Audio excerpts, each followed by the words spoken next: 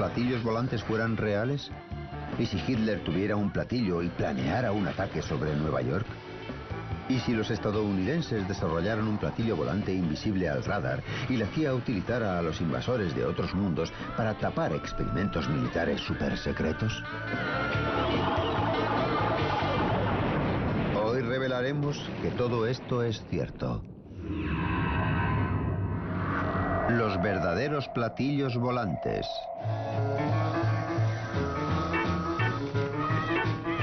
Durante 50 años el mundo ha sentido la fiebre de los platillos volantes. Hemos visto tantos que ahora los británicos creen más en los alienígenas que en Dios.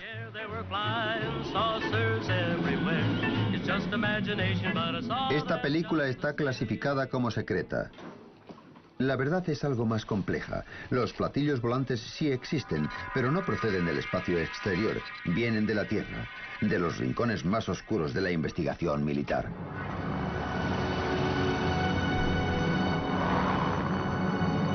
Todo empezó en 1932 en Bucarest, cuando este hombre, un ingeniero aéreo llamado Henry Coanda, realizó un descubrimiento extraordinario utilizando un objeto volador en forma de disco.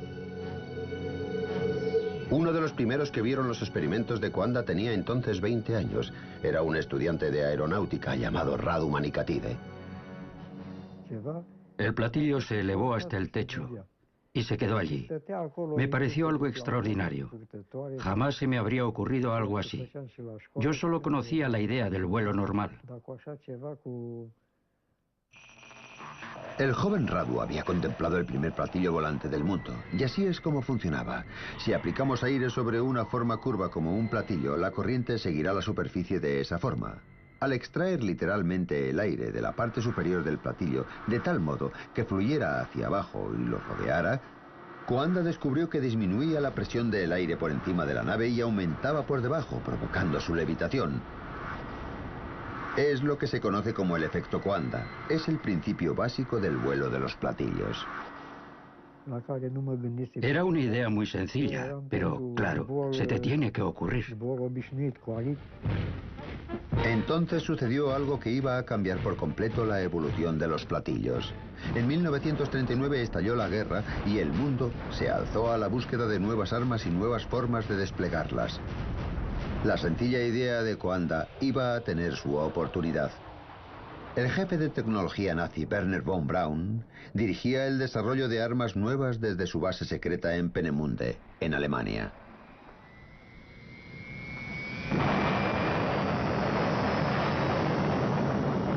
Aquí desarrolló armas modernísimas de terror como el cohete V2. En efecto, fue el emplazamiento central de todos los proyectos durante bastante tiempo. Lo que muy pocos sabían era que, a 400 kilómetros, en Praga, los nazis poseían unas instalaciones de investigación aún más secretas y trabajaban en una fantástica nueva aeronave. Llegaron a construir, probar y descartar hasta 15 prototipos. ¿Y qué empresa dirigía estos aterradores desarrollos? Skoda. Las SS y las fuerzas aéreas utilizaban Skoda para fabricar aeronaves de todo tipo.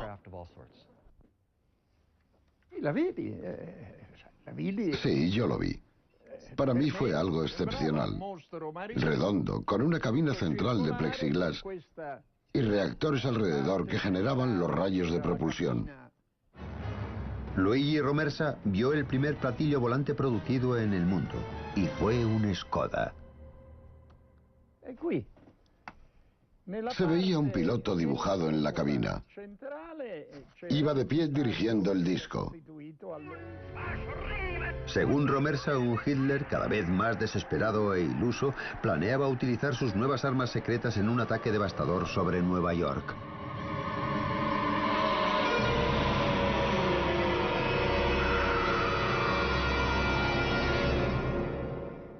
Hitler llegó a decir que Dios me perdone por los últimos 5 minutos de la guerra. Quería desatar las armas que había desarrollado. No llegó a ocurrir, por supuesto. Los rusos avanzaban sobre Praga y mientras la retaguardia alemana luchaba desesperadamente en las calles, los científicos de la planta de Skoda trataban de destruir las pruebas de su investigación.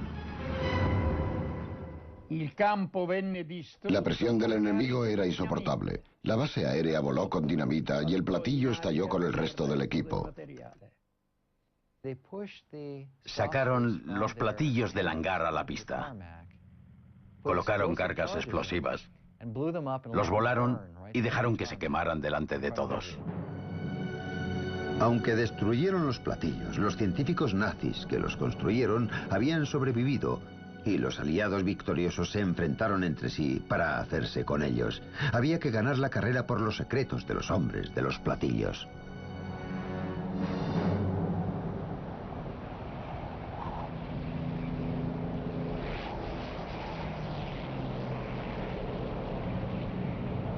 En 1947 el piloto Kenneth Arnold sobrevolaba las montañas del estado de Washington, cuando vio 9 objetos surcando los cielos a velocidades increíbles. Les pareció que se movían como platillos saltando sobre el agua.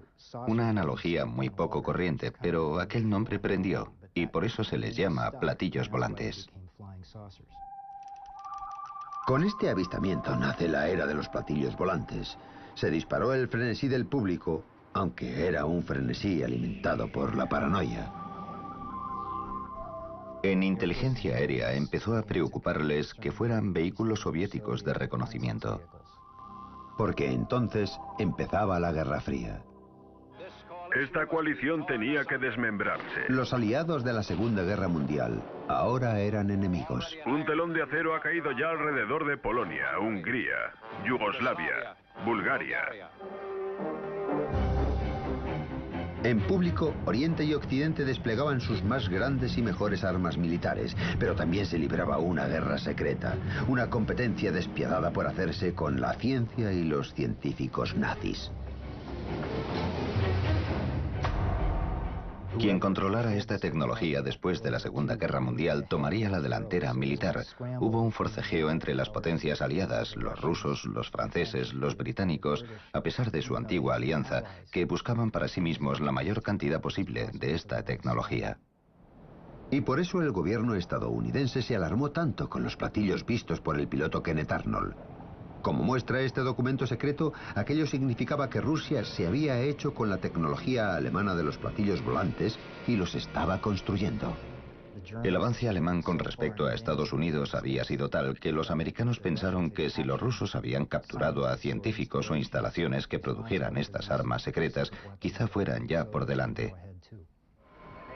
Los americanos tenían razón. Los rusos construían platillos con la ayuda de una persona muy útil procedente de Alemania, Andreas Epp, un ingeniero de platillos alemán. Inmediatamente tras la guerra, Andreas Epp decidió trabajar en la Unión Soviética. Se mudó a Rostock, donde lo abordaron agentes soviéticos que parecían saber quién era.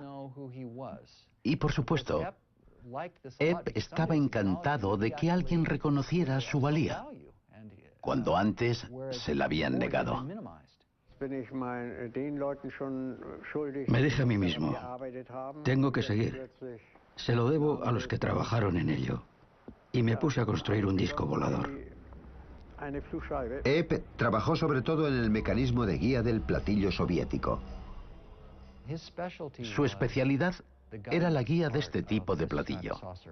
En otras palabras, hacer que responda a los controles, conectar los controles a los movimientos del propio platillo. Según el propio Epp, el platillo ruso era extraordinariamente manejable, pero también versátil, lo cual era imprescindible. Era un reactor y querían que, curiosamente, se pudiera usar en las regiones polares.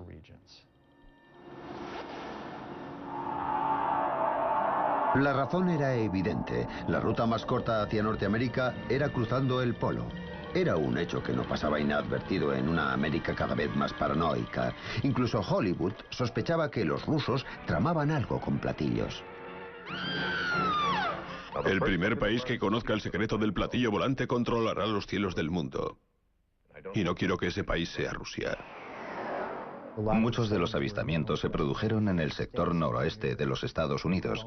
Allí estaba la planta Boeing de Seattle, donde se construían los bombarderos estadounidenses, y también la reserva nuclear Hanford del estado de Washington, donde se producía el plutonio para las bombas nucleares. Eran sectores estratégicamente muy sensibles del país y los más próximos a la Unión Soviética. Luego es normal que esperaran la llegada de aviones soviéticos. Los platillos ya aparecían por todas partes. Ninguna ciudad o plató de cine estaba ya a salvo.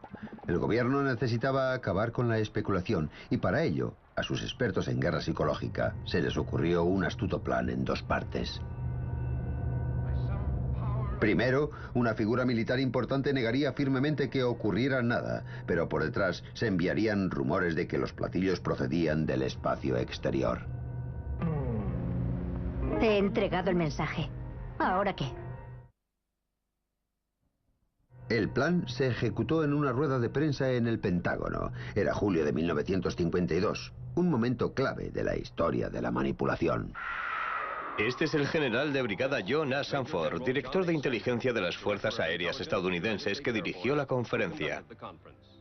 Sanford venía a negar que hubiera algo de importancia en los avistamientos comunicados. No contiene propósito sistemático o consistente alguno que podamos relacionar con cualquier posible amenaza a los Estados Unidos. En favor de la teoría alienígena, colocaron a un escritor de relatos por entregas, el comandante retirado Donald Keyhoe, al mismo nivel que el general. El comandante Keyhoe es autor del libro Los platillos volantes son reales. ¿Qué opina usted de estos nuevos avistamientos de objetos no identificados? Con todo respeto a la Fuerza Aérea, creo que algunos resultarán ser de origen interplanetario. Fue muy astuto y muy sencillo. Ahora cualquiera que viera un platillo militar se inclinaría a pensar que ha visto un alienígena. Era de unos 12 metros de largo. Y los demás nos reiríamos de ellos. Lo vi durante tantos minutos que no puedo negar que lo vi. A la prensa le encantaron los alienígenas y publicaba artículos con entusiasmo. La misma revista Life que lanzó a Marilyn Monroe al estrellato también lanzó la carrera de más de un monstruo de Marte. En aquel artículo se entrevistaba a una serie de expertos anónimos, civiles y militares, que apoyaban la idea de que los platillos no podían ser objetos hechos por el hombre, armas secretas o fenómenos naturales mal identificados. Tan solo quedaba que fueran de otro planeta. Y fue una de las primeras veces en que se difundió esa teoría a gran escala. Jamás se había alcanzado en la pantalla tal altura de emoción y espectáculo sobrecogedor. Los escritores de Donald Keyhoe inspiraron directamente la película clásica de platillos, La Tierra contra los platillos volantes, realizada por el legendario animador de Hollywood, Ray Harryhausen.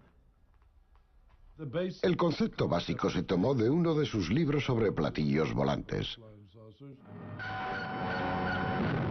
Me consta que el gobierno ha realizado muchos experimentos secretos con objetos voladores redondos, por lo que probablemente fomentaron la idea de que se trataba de alienígenas del espacio exterior. En efecto, parece que el gobierno estaba tan interesado que el productor de la película, Charles Sneer, les informaba directamente. Por supuesto, cuando el guión se acabó y salió de mi mano, estoy seguro de que Charles lo remitió a la Casa Blanca y a varios expertos del espacio.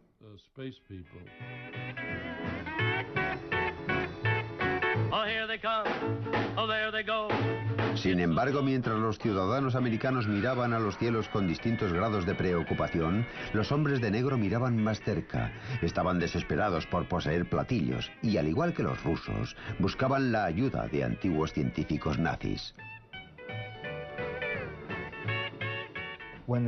Cuando los nazis se rindieron en 1945, al ejército estadounidense le preocupó que los científicos alemanes cayeran en manos de los soviéticos. Al ejército le interesaba explotar los conocimientos de estos científicos para desarrollar programas americanos de misiles y electrónica, radar, aerodinámica supersónica, motores de reacción y otros avances que desarrollaron los alemanes. De modo que Estados Unidos preparó un programa llamado Overcast and Paperclip para hacerse con estos científicos y traerlos a Estados Unidos.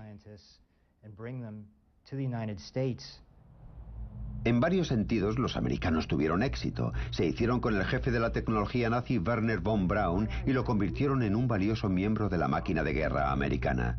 También se hicieron con gran parte de la tecnología del cohete alemán V2. Sin embargo, mientras se divertían con estos juguetes nuevos, con más entusiasmo que habilidad, sabían que había un vacío importante en su nuevo arsenal. No tenían platillos alemanes. Al parecer, a la Fuerza Aérea le preocupaba que los rusos fueran por delante y pensaba que debíamos tener los nuestros, la respuesta a los platillos soviéticos. Entonces, un día de 1957 tuvieron un golpe de suerte, de nuevo con el experto en platillos alemán Andreas Erb por medio, que ahora vivía en Alemania del Este. En cierto punto, tuvo un desencuentro con la vida en la Alemania del Este. No sé lo que fue. Pudo ser un divorcio. El caso es que acabó en Occidente. Cruzó la frontera y dijo: hola, aquí estoy. He sido espía de los soviéticos y quiero contaros todo lo que sé. Entonces, sin dudar, los americanos le metieron en la cárcel. Empezaron a interrogarlo y desde la prisión se puso a escribir y dibujar de memoria lo que hizo para los soviéticos, el plan de los platillos soviéticos y para qué se iban a utilizar. Con la ayuda de Epp y otros, el programa de platillos estadounidense empezó fuerte. Resulta interesante que a finales de los 50 y principios de los 60, casi todos los principales contratistas aeroespaciales trabajaran en conceptos de vehículos en forma de platillo para varias aplicaciones. Esta es la división de Lockheed de California, miembro destacado de la familia Lockheed, lugar de nacimiento de una familia alada siempre emocionante. Lockheed trabajaba en varios diseños de platillos para la Fuerza Aérea estadounidense. Todos poseen un motor central que apuntaba hacia abajo. La aeronave despegaba en vertical, hacía la transición a vuelo horizontal, aceleraba a una velocidad muy alta y volaba a más de 30.000 metros. Era algo muy avanzado para la época. Los ingenieros de Lockheed trabajaban en un platillo que utilizaba un reactor central que impulsaba un rotor para crear el efecto coanda o de platillo volante. Una vez en el aire, redirigía el chorro para viajar en horizontal a velocidades supersónicas, pero Lockheed no era la única corporación estadounidense trabajando en esta tecnología. Convair era otra de las principales empresas aeronáuticas de los 50 y 60. Al igual que Lockheed, Convair tenía proyectos secretos y un rostro público, en este caso la estrella de Hollywood, James Stewart. En fin, qué bien lo pasé aquel día. Es toda una aeronave. En los 57, Bob Whitmer era jefe de diseño en Convair y miembro importante del equipo que construyó el Hutzler B-58. A principios de los 60 era el avión más rápido de la Tierra. Ha sido emocionante de verdad. Es un pájaro que vuela a Mach 2.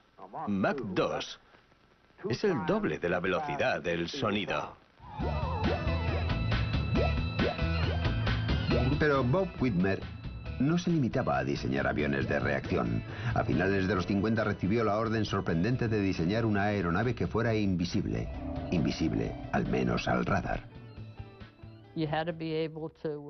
Había que ser indetectable a 360 grados, porque ya en esa época se colocaban varios radares juntos. La única forma de solucionarlo era con un objeto en forma de disco o discoide. En otras palabras, Bob debía construir un platillo volante porque el ejército sabía que sería la perfecta nave de camuflaje. Los aviones convencionales son detectables por el radar porque una superficie sobre la que incide un rayo de radar en ángulo recto lo refleja. Por otro lado, un disco o platillo volante devuelve señales difusas y confusas. La perspectiva de una aeronave invisible al radar causó un gran revuelo en círculos militares y un día unos desconocidos llamaron a Bob. La primera vez no supe quiénes eran. No me dijeron, hola, vengo de la CIA.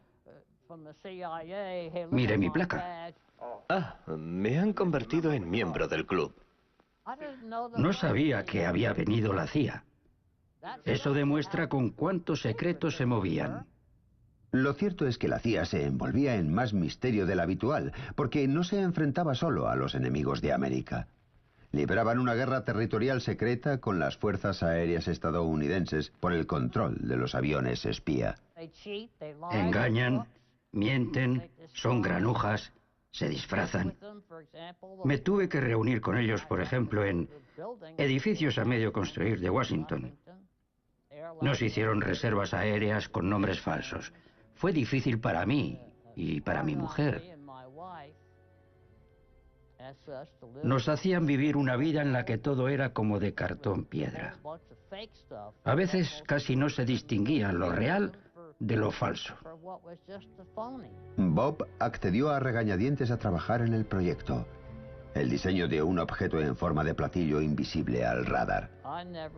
No querría volverlo a hacer. Tener que vivir bajo ese tipo de ambiente. No se podía hablar con nadie, excepto en ciertos lugares escogidos. El secreto del proyecto era tal que este ni siquiera existía, una situación de negación absoluta conocida como Proyecto Negro. Hay muchos tipos de negro. Pues este es el negro más extremo. He vivido dentro del negro más extremo. El proyecto de Bob nunca se ha desclasificado y la CIA se quedó con todos sus apuntes y diseños. En fin, creo que eso es todo.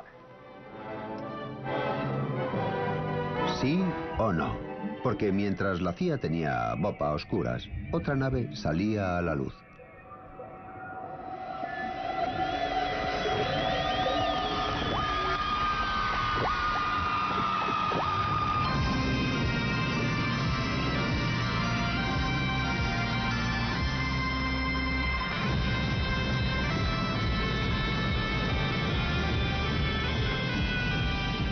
En 1961 se mostró al mundo lo que, según sus constructores, era el primer platillo volante real inventado por este hombre, John Frost. El ejército estadounidense está interesado en un vehículo que vuele cerca del suelo, al que no detengan carreteras cortadas ni ríos y que pueda salvar árboles y arbustos. Sin embargo, hubo muchos problemas con el Abrocar, como recuerda Doug Garland, uno de los ingenieros del túnel de viento.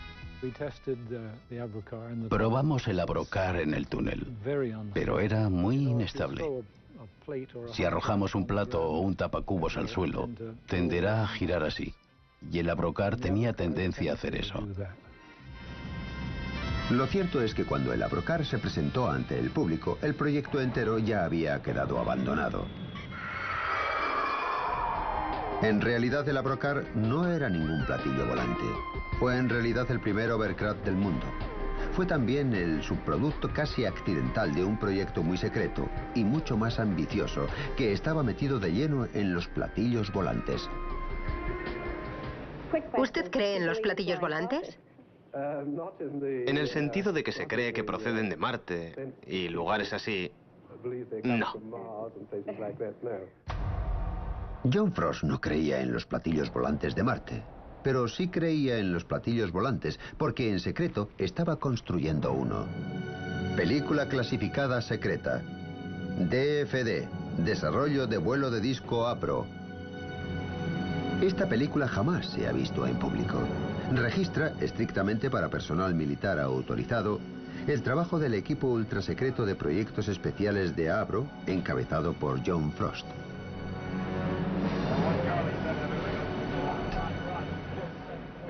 Esta sala de montaje experimental construida por Avro Aircraft Limited desarrollará una central de energía para un avión de planta circular. Consiste en un armazón básico de 6 cuerpos sin contar el ala externa, cabina del operador, admisión de aire y controles de vuelo.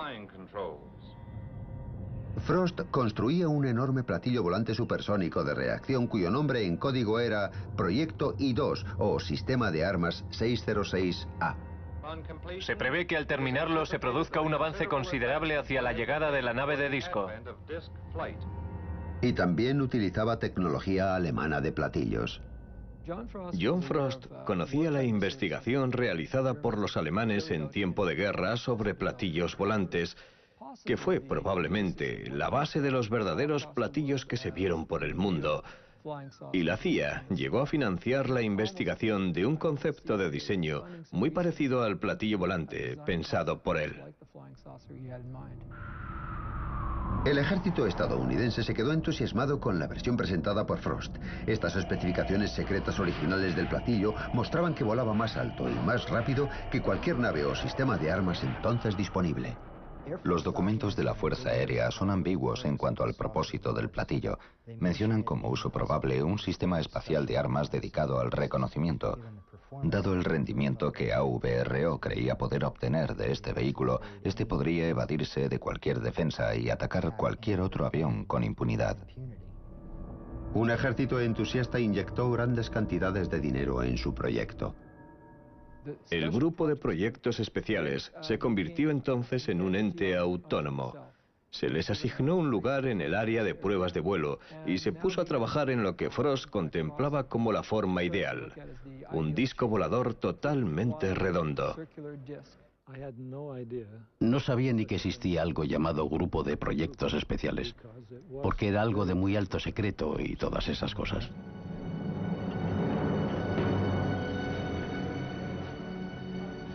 Sí, había guardias siempre en todas las entradas. Y había que llevar una identificación especial con un punto de un color determinado para entrar en el área de proyectos especiales. Yo fui jefe de diseño en productos especiales. Empecé a trabajar en el 606A como diseño supersónico para la Fuerza Aérea estadounidense. Y el diseño que perseguía era de hecho uno de los más deseados por cualquier diseñador de aviación.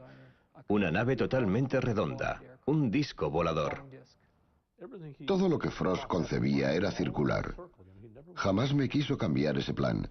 Me parecía ideal porque esto permitía despegar verticalmente. Sin embargo, lo cierto es que el fantástico platillo volante supersónico de la imaginación de Frost estaba muy lejos de hacerse realidad. Su diseño constituyó uno de los usos más puros del efecto Coanda o del platillo volante, con 6 poderosos reactores que extraían el aire que había encima del platillo. Esto lo dotaba de elevación y maniobrabilidad. Sin embargo, probar esta nave con 6 potentes reactores no iba a ser ni fácil ni seguro. Ray Takeuchi recibió el encargo de construir un armazón de pruebas de tamaño natural. No era más que una forma de 6 lados. Y cuando colocamos construimos el armazón encima. Me refiero a la porción interna del 606A con los motores Viper y también el ventilador. Cada conjunto giratorio se compone de anillo superior e inferior de hojas compresoras y un anillo central de hojas de turbina. Las hojas de turbina se alinean con un conducto de escape incorporado a la estructura estática. Otro ingeniero de productos especiales era Ken Lockwood. Yo era ingeniero de rendimiento. Había trabajado en proyectos supersónicos ingleses y cuando fui allí por primera vez, sentí cierta incredulidad ante lo poco convencional que era aquel proyecto. Cada sección alberga un motor Viper Armstrong Siddeley que actúa como generador que impulsa una combinación central de turbina y compresor. Se trata de hecho de una aeronave a tamaño natural construida en un edificio de hormigón para probar los motores y sistemas de lo que se convertirá en el sistema de armas 606A. Los platillos debían de tener un rendimiento tremendo porque el motor era enorme. Era de casi 10 metros de diámetro y habría producido tanto impulso que la aeronave podría haber despegado de inmediato y volar a entre 3.000 y 5.000 kilómetros por hora, según sus cálculos. El aire entra en el compresor, pasa por el ala interna y se descarga por una serie de aperturas medidas. Y luego llegó el período de prueba. Pretendía dominar una de las naves supersónicas más potentes jamás construidas. Era una tarea abrumadora. Como medida de seguridad durante la operación del armazón, la sección del rotor se encierra en un protector de acero. Cuando a John Frost se le descontrola el motor a plena potencia, se despeja el edificio bajo amenaza inminente de explosión si volaran los depósitos de combustible, lo cual produciría la destrucción del edificio entero. Fue un momento de terror. El motor estaba fuera de control y a punto de acabar con todo el proyecto del platillo. Todos se ocultaron en la parte trasera del edificio, excepto una persona.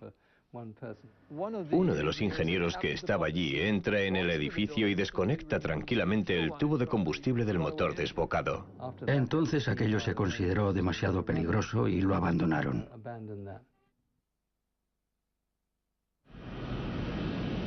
El avión de espionaje U-2 de la CIA fue un clásico proyecto negro. Permaneció en el más absoluto de los secretos durante más de 2 años y seguiría siendo secreto hoy, si no fuera por los hechos dramáticos de 1960, cuando el piloto de U-2, Gary Powers, fue derribado sobre Rusia y retenido durante 2 años antes de ser canjeado por un espía ruso. En la propia historia de la CIA sobre el programa U-2 se declara que, entre comillas, el 50% de los avistamientos de ovnis fueron provocados por el U-2. El U-2 volaba en los límites del espacio, más alto de lo que se creía que un avión podía volar. Por eso no sorprende que cualquier visión fugaz, sobre todo desde otro avión, provocara miedo y asombro. Sin embargo, la debacle del U-2 demostró que si la nave secreta no se estrella, los platillos volantes de otros mundos sirven muy bien como tapadera. Y si la nave secreta resulta ser un platillo volante, se puede mantener la impostura durante años. Me asustas cuando hablas así. El platillo de Frost desapareció entre la negrura del secreto oficial. Y los ufólogos estadounidenses forzaron más la máquina. Es fantástico, pero posible. En Washington, un grupo no gubernamental conocido como NICAP, Comité Nacional de Investigación de Fenómenos Aéreos, ha convocado una rueda de prensa para reabrir un viejo contencioso con la Fuerza Aérea. El NICAP era el gran portavoz de la teoría de los platillos volantes alienígenas. Lo encabezaba el mismo escritor que lanzó la idea en aquella rueda de prensa extraordinaria de 1952. 14 años después, seguía cazando alienígenas. El director del NICAP, el comandante Donald E. Keijoe, oficial retirado del Cuerpo de Marines, ha insistido en que la Fuerza Aérea sabía más de lo que contaba. Nos observa una especie de instrumento cuya ciencia nos supera notablemente y está probablemente controlado por una civilización superior y muy avanzada. Y por enésima vez en tantos años, la Fuerza Aérea ha declarado ante un comité del Congreso que no ocultaba nada. El secretario de la Fuerza Aérea, Harold Brown. No hemos estado ocultando nada. Era algo sencillísimo. Los aficionados acusaban al ejército de tapar una invasión alienígena inminente y el ejército lo negaba. Así nadie contemplaba la tercera posibilidad, que los ovnis fueran naves militares. La buena organización de estos entusiastas aficionados resultó muy afortunada para el gobierno. Creemos que los ovnis son reales, que proceden del espacio exterior y que los controlan seres inteligentes. Excepto que su organización no era en absoluto producto de la fortuna. El NICAP lo encabezaban los hombres de las sombras. Su junta incluía a miembros como Roscoe Hillenkoetter, primer director de la CIA, y un operativo de la agencia Bernard J. O'Carvalho. El primer director del NICAP fue Nicolás de Roquefort, de la División de Guerra Psicológica de la CIA. Y cuando Keijoe renunció a la presidencia del NICAP, fue sustituido por Joseph Bryan, también del personal de Guerra Psicológica de la CIA. Pero, ¿qué era Keijoe? Estas cosas eran naves interplanetarias. ¿Creía de verdad en platillos volantes de otro mundo o tenía conexiones con la investigación del ejército estadounidense sobre la tecnología alemana de platillos volantes? Quien quizá lo sepa es el ingeniero alemán de platillos Andreas Epp, el que se pasó a los americanos. En una entrevista grabada en 1997, respondió de modo notable a esta pregunta. ¿Cree usted que los americanos querían mantener en secreto su disco volador? Desde el principio. Desde el mismo principio. El comandante Keijoe estaba en el departamento de ovnis del Pentágono, el cual averiguó que Alemania construía discos voladores. Sin embargo, quien estuviera tras la campaña de propagar el mito alienígena tuvo un éxito espectacular, sobre todo en la Tierra de los Sueños. Hollywood. Plan 9 del espacio exterior.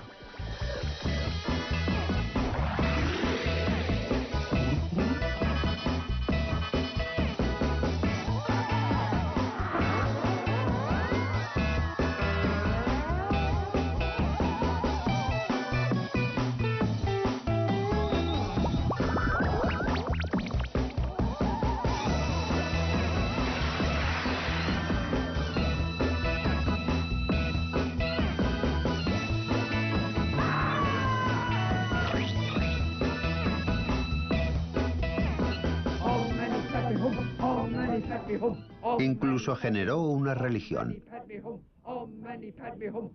Nuestra información procede de nuestro jefe, que es un yogi en contacto directo con seres inteligentes del espacio.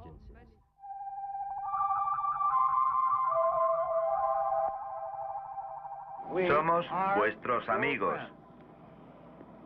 Somos vuestros amigos. Estableced contacto. Entonces, el 11 de noviembre de 1987 lo hicieron. Todo empezó cuando un ejecutivo de éxito llamado Ed Walters vio una extraña luz sobre su jardín, tomó la cámara e hizo esta fotografía. Fue el primero de docenas de avistamientos en los años siguientes. ¡Oh, Dios mío! Lo voy a seguir. Una vez ampliados, los cuadros parecían mostrar algo muy parecido a platillos volantes.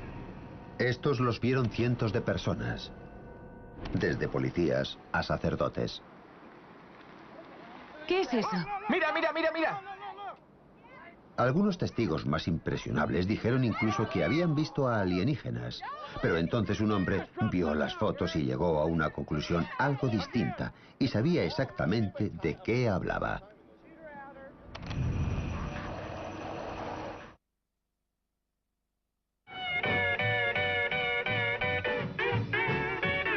Gulbris, Florida.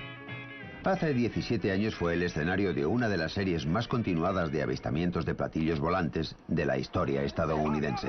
¡Mira, mira! Muchos de los cientos de personas que los vieron acabaron convencidas de que veían alienígenas, pero un hombre pensaba otra cosa. Siempre que alguien dice que hay algo, no quiere decir necesariamente que lo haya.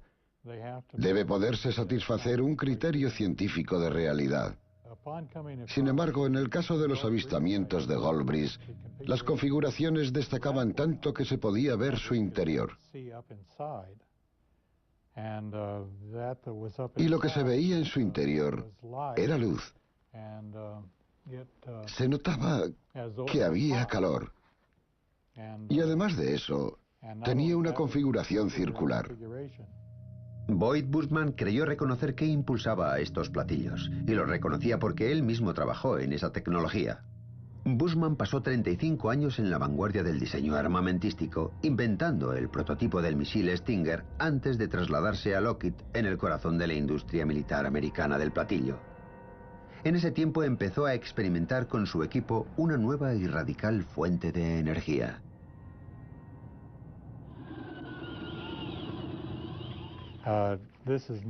Esto no es más que 250 vueltas de un cable del número 30. Tomamos los bornes y los enchufamos a la corriente doméstica. Lo que ocurrió entonces asombró a todos. Eso es. Aunque ni siquiera Bushman entiende del todo cómo funciona, cuando vio las fotos de los platillos de Gulbris, se preguntó si utilizaban la misma tecnología.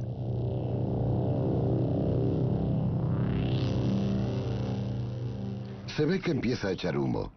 Esta bobina experimental es extremadamente peligrosa y se vuelve muy caliente en cuestión de segundos, pero Boyd cree que eso explica el brillo blanco del interior de los platillos, los cuales cree que son naves no tripuladas.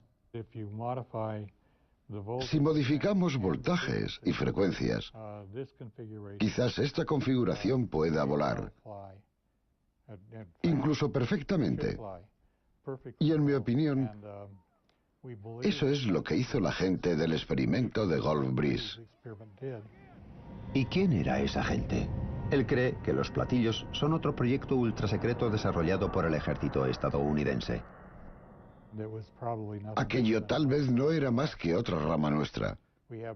Tenemos muchos pequeños departamentos ultrasecretos. He estado en muchos de ellos.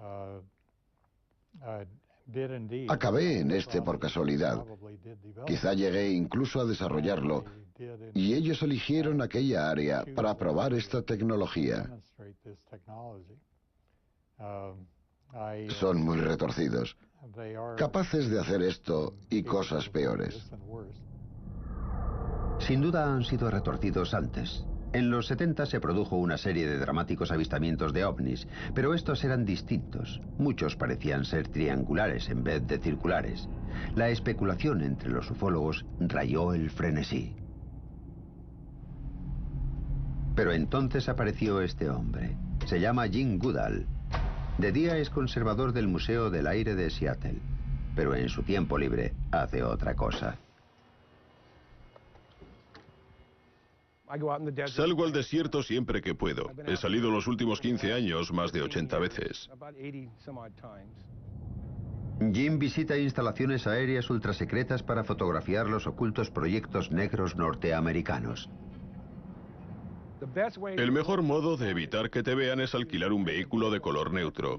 Llevo una red de camuflaje antiinfrarrojos. La coloco sobre el vehículo. Echo unas hojas por encima y pasas muy bien. No se ve aunque lo tengan delante.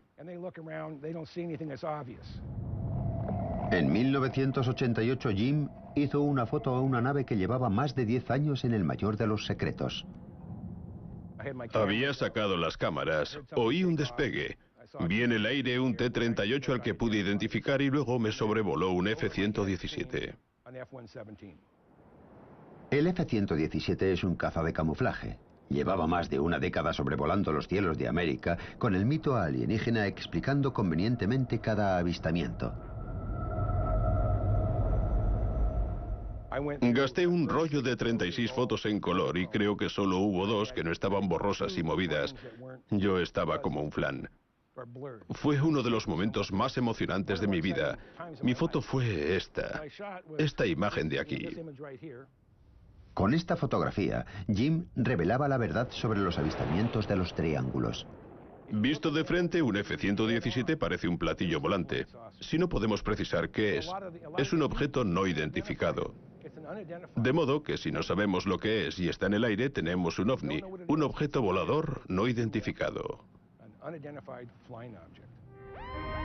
En los años siguientes a la foto de Jim, la racha de avistamientos de triángulos cesó, pero los de naves circulares no. Tan solo el mes pasado, la Fuerza Aérea Mexicana publicó un metraje ovni extraordinario tomado por sus pilotos con cámara infrarroja. Lo extraño era que, aunque podían verse 11 naves, solo 3 se registraban en el radar. Así pues, ¿han llegado por fin los alienígenas de verdad? ¿O son platillos relacionados también con el ejército norteamericano? Yo tenía un muy buen amigo que se llamaba Ben R. Rich. Sustituyó a Kelly Johnson en Lockheed Skunk-Works. 10 días antes de morir hablé con él y me dijo: Jim, hemos sacado al desierto cosas que están 50 años más allá de tu comprensión. Alrededor de 4.500 personas trabajan en Lockheed Skunk-Works. ¿Qué han estado haciendo los últimos 20 y tantos años? Construyen algo. Papá, cuando estuviste fuera, ¿viste algo? No empecemos de nuevo con esa tontería de los platillos volantes.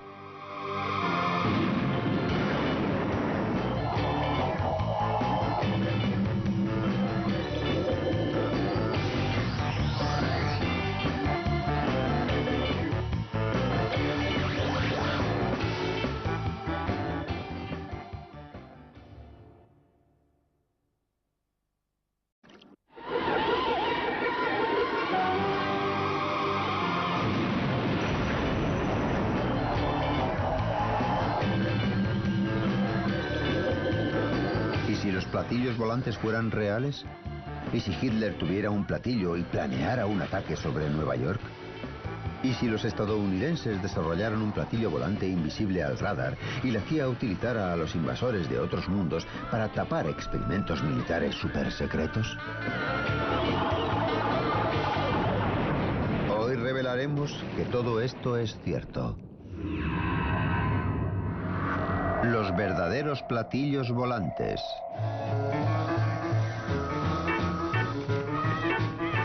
Durante 50 años el mundo ha sentido la fiebre de los platillos volantes. Hemos visto tantos que ahora los británicos creen más. Me pareció algo extraordinario. Jamás se me habría ocurrido algo así. Yo solo conocía la idea del vuelo normal. El joven Radu había contemplado el primer platillo volante del mundo, y así es como funcionaba. Si aplicamos aire sobre una forma curva como un platillo, la corriente seguirá la superficie de esa forma. Al extraer literalmente el aire de la parte superior del platillo, de tal modo que fluyera hacia abajo y lo rodeara, Coanda descubrió que disminuía la presión del aire por encima de la nave y aumentaba por debajo, provocando su levitación. Es lo que se conoce como el efecto Coanda. Es el principio básico del vuelo de los platillos. Era una idea muy sencilla, pero claro, se te tiene que ocurrir. Entonces sucedió algo que iba a cambiar por completo en los alienígenas que en Dios.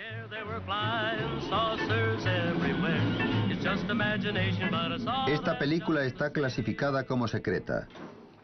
La verdad es algo más compleja. Los platillos volantes sí existen, pero no proceden del espacio exterior. Vienen de la Tierra, de los rincones más oscuros de la investigación militar.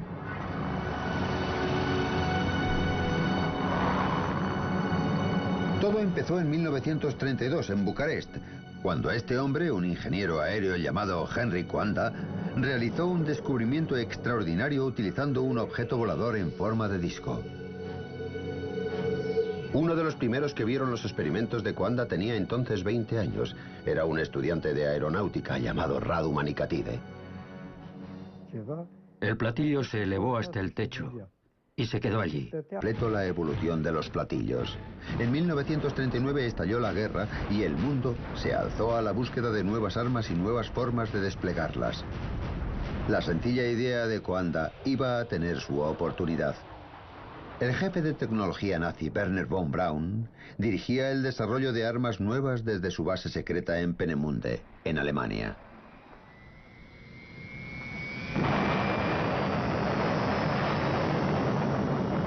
Aquí desarrolló armas modernísimas de terror como el cohete V2. En efecto, fue el emplazamiento central de todos los proyectos durante bastante tiempo. Lo que muy pocos sabían era que, a 400 kilómetros, en Praga, los nazis poseían unas instalaciones de investigación aún más secretas y trabajaban en una fantástica nueva aeronave. Llegaron a construir, probar y descartar hasta 15 prototipos. ¿Y qué empresa dirigía estos aterradores desarrollos? Skoda. Las SS y las fuerzas aéreas utilizaban Skoda para fabricar aeronaves de todo tipo.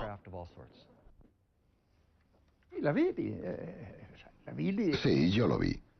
Para mí fue algo excepcional.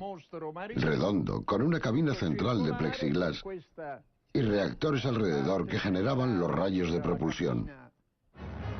Luigi Romersa vio el primer platillo volante producido en el mundo, y fue un Skoda. Se veía un piloto dibujado en la cabina. Iba de pie dirigiendo el disco. Según Romersa, un Hitler